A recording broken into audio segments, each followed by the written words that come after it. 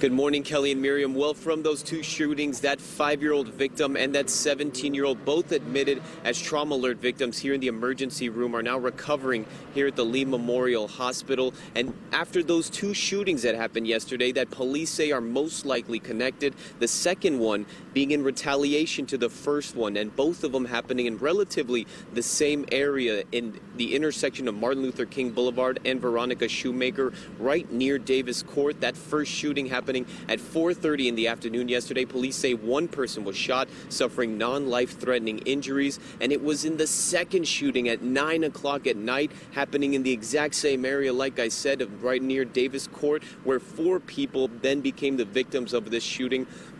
A 20-year-old, a 17-year-old, and a 5-year-old say that a white car drove up. They rolled the windows down and started shooting at them. Those 4 people were able to make it here to the emergency room, where a witness says one of the women was screaming and the little 5-year-old was in a very bad condition. Take a listen to what he said about the incident.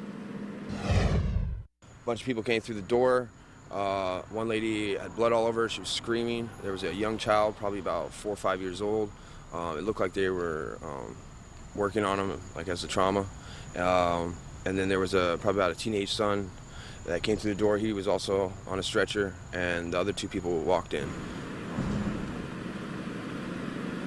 And as police continue this investigation, they do want your help. If you know anything that happened about any of these shootings that happened yesterday, do not hesitate to call Crime Stoppers at 1-800-780-TIPS. For now, we're live in Fort Myers at Lee Memorial Hospital. I'm Mark Jackman, Fox 4 Rising.